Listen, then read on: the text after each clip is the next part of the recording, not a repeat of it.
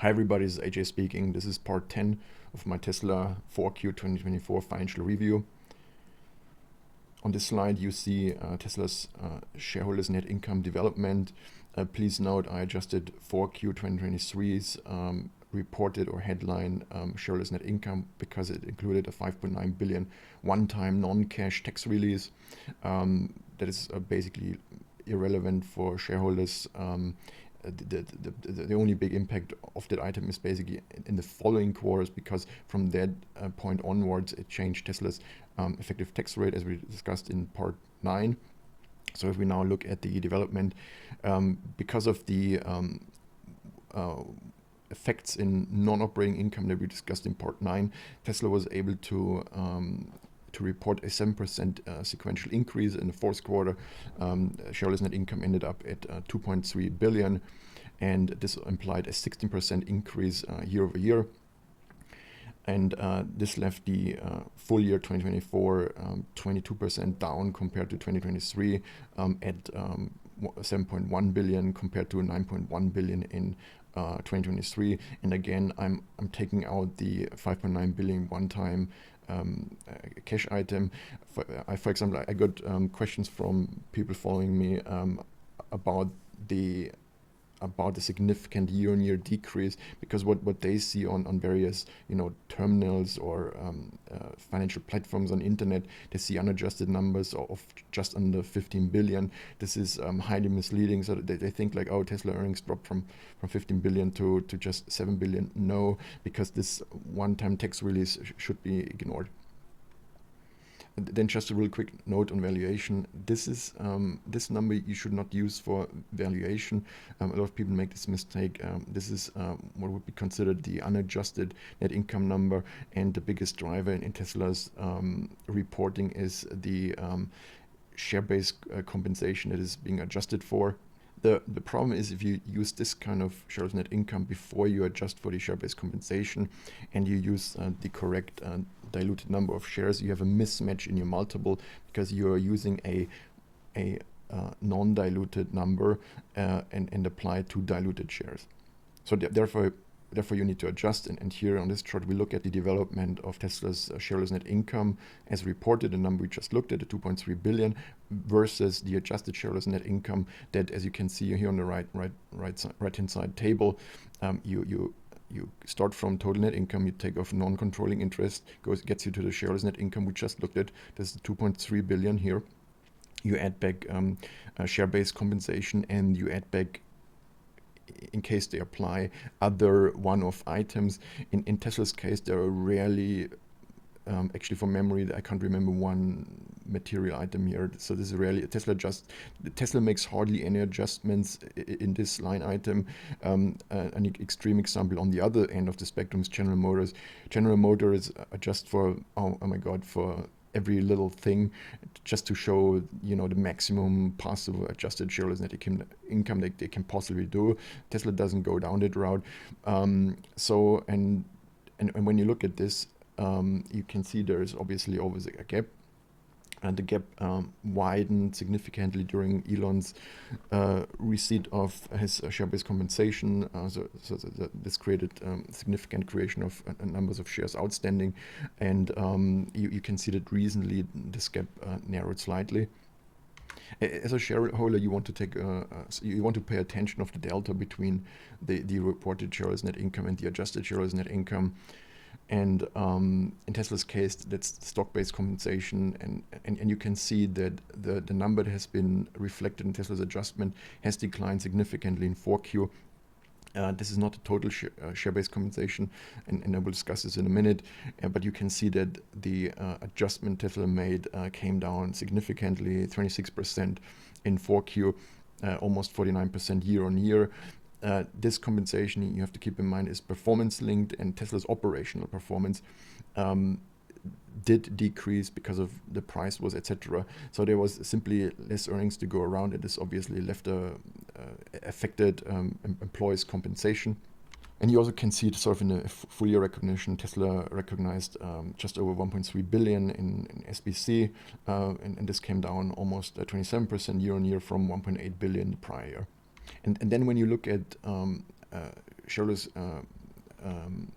compensation as a percent of shareholders' net income plus SBC.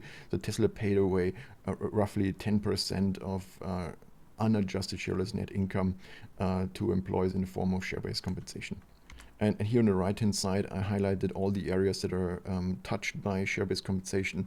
There is share-based compensation in production, so this sits then mostly in cost of goods sold or cost of revenue. And there's obviously share-based compensation to people in R&D and also in SG&A.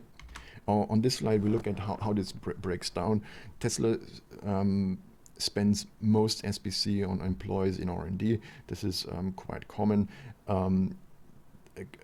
Production comes second, and last comes SG&A.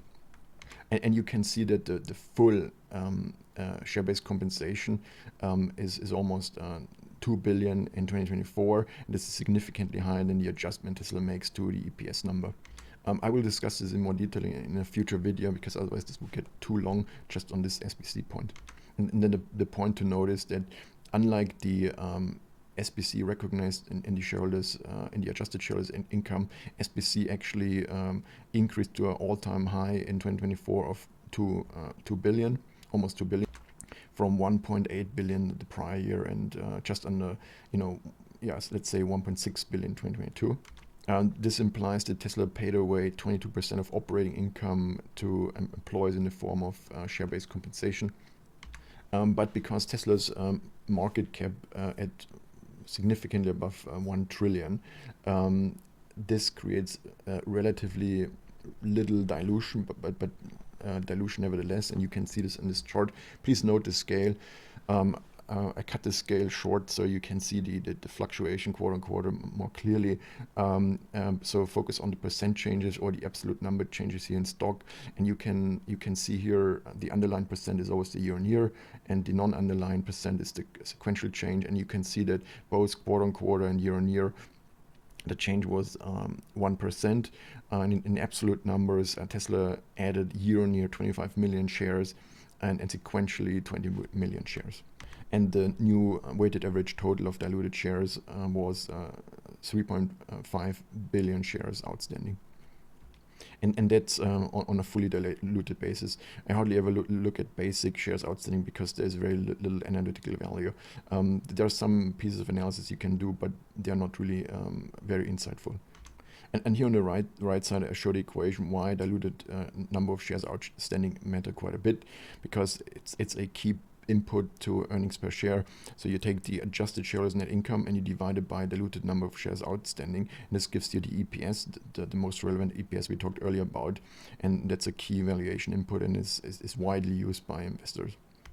And now we get sort of the end result. Now we look directly at the EPS. So Tesla reported 73 cents for the fourth quarter. That brought the full year 2024 to $2.42. That's almost 23% decrease from 2023 when EPS was $3.13. Down here, I put down the implied valuation multiples. LTM is not a great multiple, but a lot of people look at it, so I put it here. So LTM stands for last 12 months. So last 12 months as of 4Q is $2.42 because it's the last 4 quarters. You just sum up these 4 numbers. And what you do is you divide the share price. So here I use the share price of $400, and this gives you a LTM multiple of 165. How would you read this? This would be read as extremely high, obviously, but we'll talk about this in a second a little bit more. Then when you look at the latest available true PE is a PE where you look at the next 12 months actually reported EPS of the company, and you look and you take the share price just before the first of these 4 quarters was available.